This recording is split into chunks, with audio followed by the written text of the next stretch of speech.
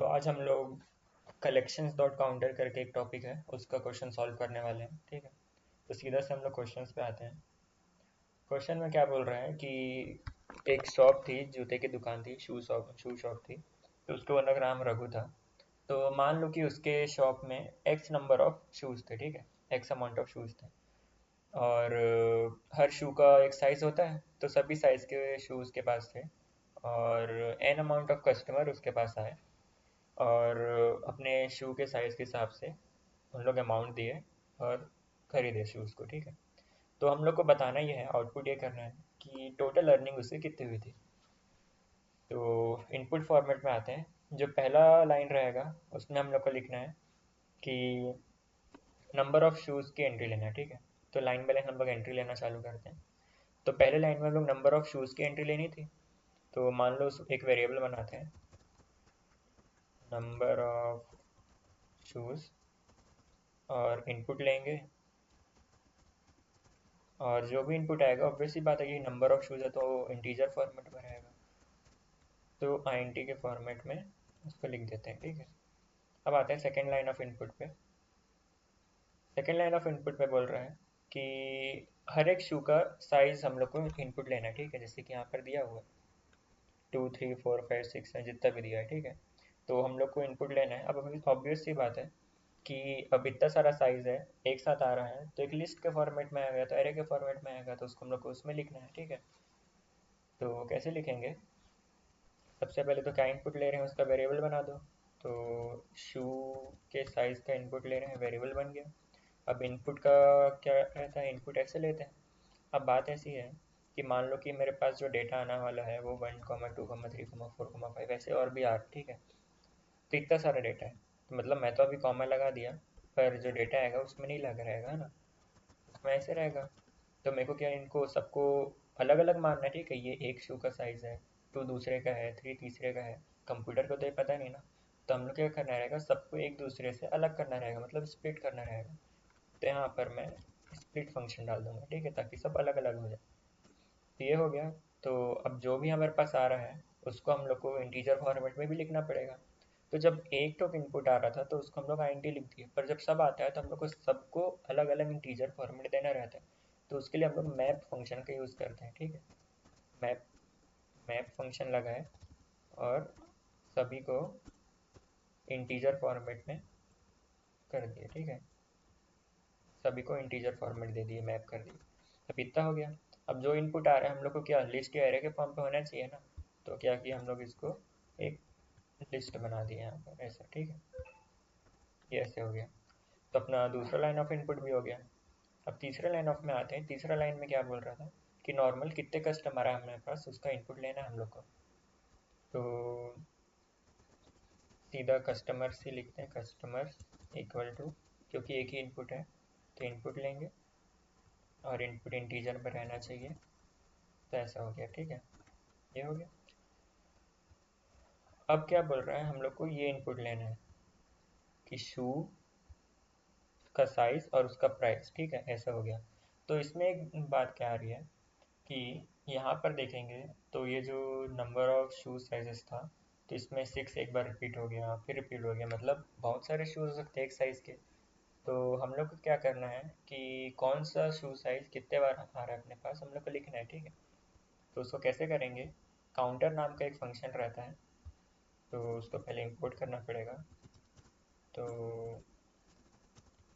From collections import counter. ठीक है, तो अब क्या, जितने शूज़ हमारे पास है, मतलब शूज़ जितने अवेलेबल हैं उसमें काउंटर फंक्शन लगा देंगे और अंदर क्या आ जाएगा,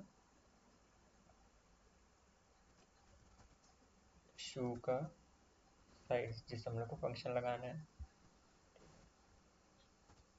ये ऐसा हो गया। तो प्रिंट करके देखना चाहो देख भी सकते हो। प्रिंट करके अगर हम लोग शूज़ अवेलेबल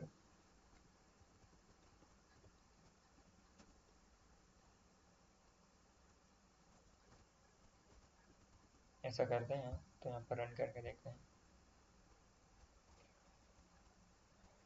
तो काउंटर में हमेशा कैपिटल रहेगा सी, केस सेंसिटिव रहता है थोड़ा सा।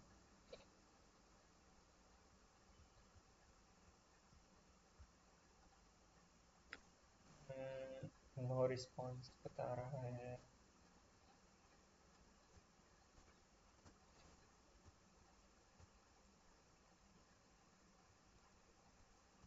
ठीक है, तो यहाँ पर क्या हुआ, हम लोग को पता चल गया कि जो 5 नंबर का शूज़ है वो 2 बार है, दो अपने पास है।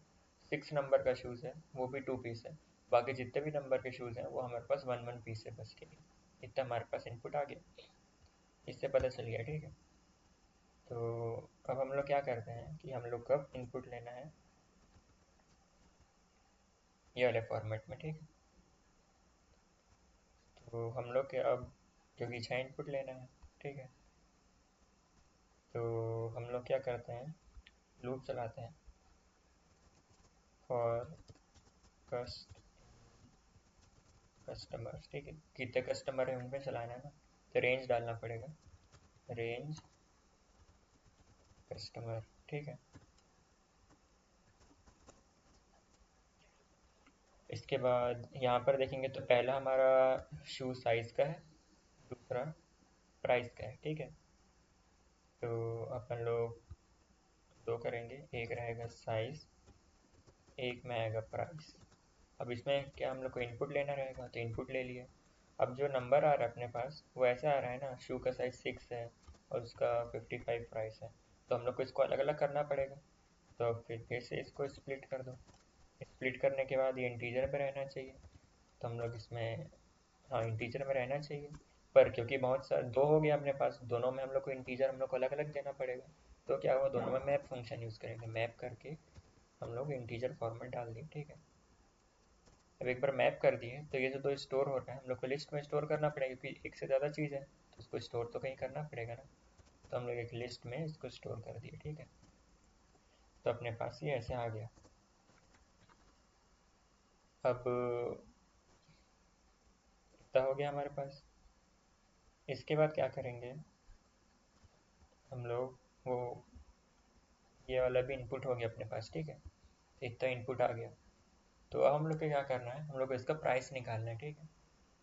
तो प्राइस कैसे निकालेंगे, यहाँ पर एक और वेरिएबल लिख लेते हैं, अर्निंग का कितना अर्निंग हो रहा है। शुरू में अर्निंग इसका 0 है, ठीक है। तो अब क्या करते हैं, चेक करते हैं कि अगर इफ़ जो मेरा वो है शूज़ अवेलेबल है, मतलब जितने अमाउंट ऑफ शूज़ हैं, शूज़ अंडर स्कोर अवेलेबल, इसमें मेरा जो पहला साइज़ आया, ठीक है, वो वैलिड है। अगर वैलिड है तो जो अर्निंग है उसको अपडेट कर देंगे हम लोग करंट शू का जो प्राइस है उसके साथ, ठीक है। अब क्या हुआ कि अपने पास मान लो कि पहला नंबर क्या था, 655, ठीक है। पहला 655 आया, ठीक है।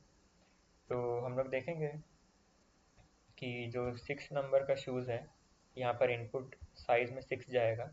फिर वो देखेगा कि काउंटर जो बना था इसमें 6 नंबर के जूते हैं कि नहीं, देखेगा 2 पीस है, तो बोलेगा ठीक है आगे बढ़ जाते हैं। 2 पीस था तो आगे गया। तो अर्निंग जो हमारी हो रही थी अभी 0 है शुरू में, तो अर्निंग में क्या अपडेट कर देगा, उसका प्राइस। तो 6 का प्राइस क्या था, 55। तो हमारे पास इनपुट में आ गया 55 अभी, ठीक है। तो अर्निंग के लिए अभी 55 हो गया। अब बात ऐसी है कि अगर एक जूता किसी ने बेच दिया है तो उसका काउंट भी तो कम हो जाएगा ना। मतलब पहले यहाँ पर 6 नंबर के जूते के 2 पीस थे, तो अब क्योंकि एक सेल हो गया है तो पीस भी 1 हो गया हुआ है ना। तो हम लोग क्या रिड्यूस भी करना पड़ेगा काउंट। तो हम लोग क्या करेंगे, शूज़ अवेलेबल का जो साइज़ है, मतलब जिस भी साइज़ का हम लोग बेच रहे हैं साइज़, उसको माइनस कर देंगे 1 से, ठीक है। तो अब दो जूते थे पहले हमारे पास, तो अब एक एक ही बचा। इतना होने के बाद क्या करेंगे, ये हमारा हो गया। अब इसके बाद फिर लूप चलेगा पूरा जब तक कस्टमर अपना 6 कस्टमर अपना जूता नहीं खरीद लेते। उसके बाद हम लोग जो अर्निंग हुआ, अर्निंग को हम लोग प्रिंट कर देंगे, ठीक है। तो चलते जाना चाहिए। देखो आउटपुट भी सही आ गया, 200 आउटपुट आ गया। तो ऐसे ही हमारा कोड काम कर रहा है, ठीक है।